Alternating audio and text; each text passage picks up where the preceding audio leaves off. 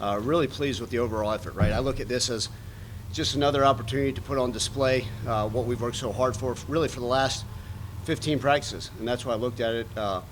Tonight was just an opportunity to showcase what we've been doing and working so hard on, and another display of our student athletes during the spring. And the guys were able to do so in front of our fans.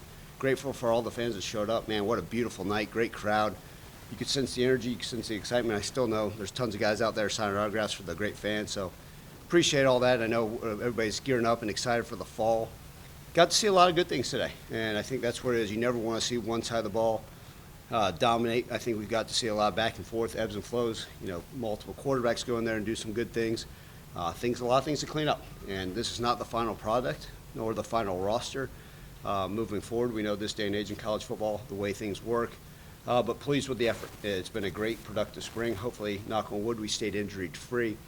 And look forward for these guys having great exams next week and doing well with their finals, getting a little time to catch their breath and get back for summer workouts, because before we know it, we'll be back in fall camp and doing some of these press conferences. But again, overall, very pleased with the spring. When I always talk about competitive nature amongst our guys and our players, it's just competing to get better. And it's not necessarily, hey, I'm a 3 trying to move up to a 1. But we got to see a lot of great things, and overall, very pleased with this spring. Ryan, offensively, looking at the amount of explosive plays you guys had, how encouraging is that seeing you guys make it? Yeah, I think it's a combination of things, right? One, I'm sure the defense was sitting there saying, and I probably could have blown the whistle dead for some more sacks. It's always hard when the quarterbacks aren't live. So there were explosive plays, but back and forth. But it's good to see. You know, we are going to force the ball down the field, and I think that's important. We've got talented skill players, but that requires everybody, right? It requires a quarterback to be able to put the ball down the field. Or even when you talk about explosive plays, we had some explosive runs, and that's something that's lacked from our arsenal really this past year. And I think that's always good to see, and there's a variety of running backs, right? It wasn't just, again, we talk about it all the time, who's going to be the guy back there. We had a multitude of guys, and I think each quarterback that was out there showed a nice display of understanding the offense and be able to create an explosive play. Hindsight, right? Like I said, I thought the defensive line did some decent stuff, getting some pressure. We were very basic in what we did defensively. Just wanted to really go out there and see who could play football, and that's the key. Again, another chance to get it on tape. Great teaching for us moving forward. You guys had some deep passes, but you also had the short passes for Yeah. Being able to mix up those explosive plays like that, how important is that? Absolutely, right? I always say this, an explosive play, it doesn't matter if it got handoff in the backfield, right, from pistol formation, the explosive is explosive, right? And I always tell our quarterbacks, sometimes those checkdowns get you big money, and that's obviously what happened today with throwing the ball to Drake and him able to gain those yards. Especially after contact. So I think that's important. And that's one of those things, right? When you're a quarterback in college football, it's always about, hey, can I force that ball downfield? And maybe the matchup's not there, right? And then maybe you're forcing a contested catch and throw. And sometimes when it's a 5-yard check down, it can turn into explosive. So that's important to see. And I think we have to be, as an offense, explosive in all facets. Screen game, run game, deep passes, intermediate passes, short game, quick game. RPOs, whatever it looks like, we have to be more explosive. I think that's one of those things we lacked last year, and the good news is we've been able to see it throughout spring, not just tonight.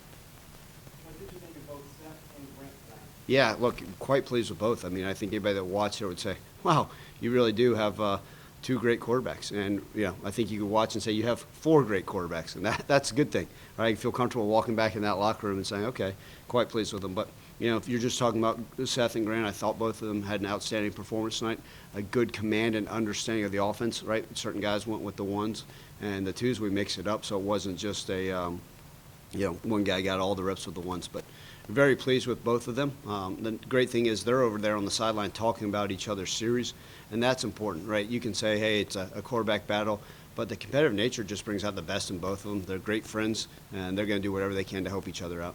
Speaking of Blake Ryan, I mean, both those guys obviously feel like they are more comfortable. And so you mentioned having both of them in here. Is it just kind of helpful compared to last year, just seeing the big jump from where they were maybe a year ago to where they are now, just kind of understanding the offense and everything? Absolutely. I mean, I think last year at this time, Seth was 17 and a half.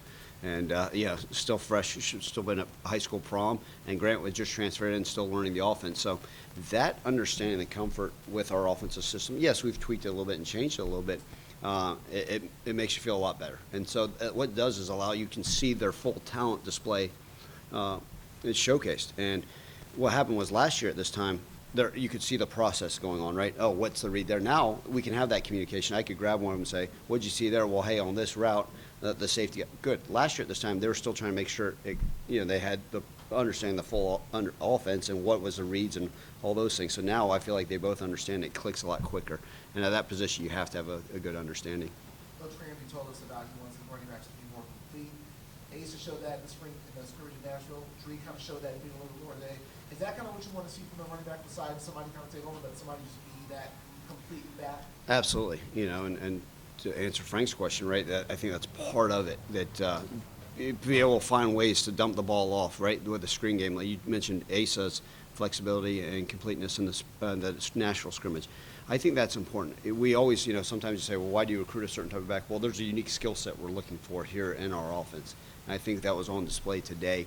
And so that's important. But so, yes, we do have a lot of running backs, but I think they all possess that ability to be able to catch the ball, get downfield, make guys miss, and that's important. I know we saw a lot of great running backs on the video board today. I was going to try to steal a few of them and put them back out in a uniform, but I think someone probably would have turned us in.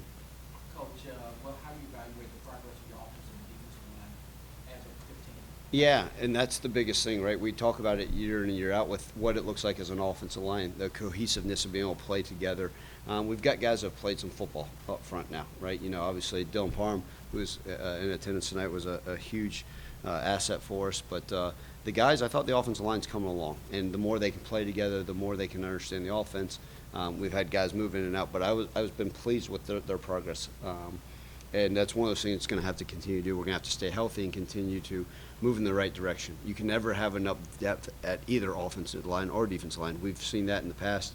If one or two guys go down, I think that's one of the hardest things about being, where we're at is continue to build that depth. But I feel pleased with that, where that's at in the offensive line. Defensive line, we had a slew of rotations in there, which is great, to be able to see multiple guys going at different positions. You guys got to see us play a 4 down front, which is unique, right? Last year, you'd look up and see a 3 down front with guys playing that 4-eye, the inside leverage technique of those offensive tackles. And tonight, you got to see a true 2-eye or, playing off the guard, a guy on a 3 technique. 2-5 techniques, which is rare for us compared to last year when we only saw that on 3rd down situations. So I've been pleased with the defense line. They're going to continue to progress. Like I said, I thought they did a nice job at times getting some pressure on it. I was slow with the whistle just to be able to push the ball downfield a little bit. But I think that's one of those deals. The trenches is where we're going to have to be better at, and I've said it, and I think that's how you end up winning championships. What's your end of camp health report? Yeah, knock on wood, I don't know if we had any major injuries that are going to require surgeries. We did have one gentleman that got hurt that's going to be out for a few months. Bryce Edmondson had a shoulder issue, but he's doing well, and he'll be back next season. Other than that, we've stayed pretty healthy. We had, like everybody, nicks and those things, and I was smart with the guys. There's some guys that were limited today. You guys got to see some of those guys without shoulder pads. Just being smart, whether it's a strained hamstring, a bruised quad, whatever it looked like. But I think we got out of spring pretty healthy, and that will allow us, guys to catch their breath, get ready for exams, come back, and go full force this summer. How do you evaluate the red zone situations in terms of offense, defense?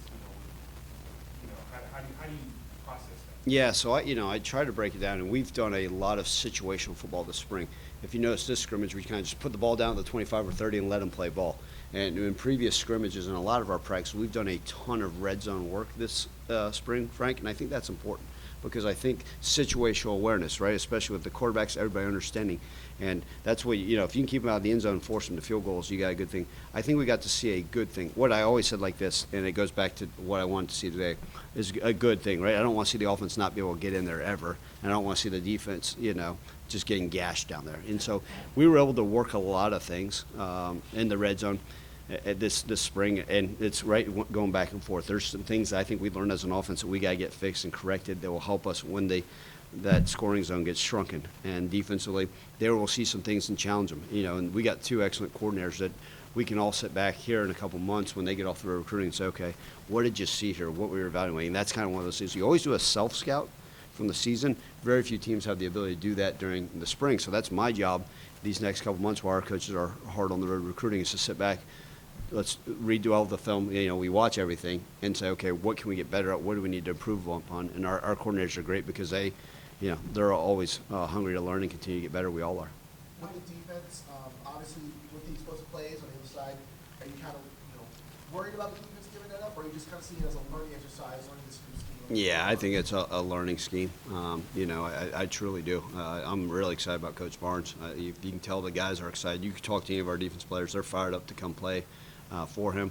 We've got plenty of talent back there in the secondary and at linebacker and at D-line. So. No concerns at all. Look, they were also playing pretty vanilla defense, so that's my job to make sure, hey, they held the cards, and we're being smart with one of those things, because there's sometimes the defense has gotten that off that offense's butt in spring, and if you guys are out there and watch the whole thing, you'd say, are you concerned about the offense as well? So. Coach, you just talked about the defense. I know you got a bunch of explosive plays out there. How is the chemistry coming, the development with the USC in offense and so forth? Phenomenal. So on the radio this morning, someone said, "What's been the biggest surprise of spring?" I said, "It's not a surprise. It's actually been a pleasant surprise, but I knew it would happen, because when you interview people for those coordinator positions, it's as important as anything. And you guys know I try to do my due diligence, right? And it's not just about interviewing the guy that's the best X's and O's. Who's the best fit? And the good fortune of this year being year 7, I have a pretty darn good understanding of the guys in the locker room and kind of the expectations and the standards. And so when I was interviewing candidates, yes, Barnes and Cramsey are excellent on-the-field coaches, but they're also great relationship builders. And that's the thing I've noticed, is that the way our players have been, yes, give me more, and wanting to be around them. And when that's contagious, when those guys, our players are begging to go up to the office, begging to have lunch with their coordinators, I'm like, man, this is a really good thing. Like I said before, someone said, what's the thing? I think this group really loves football, and our coordinators are eating it up and enjoying being around them. Thank you guys very much. Y'all be safe. Look forward to seeing you guys here in a few months, okay?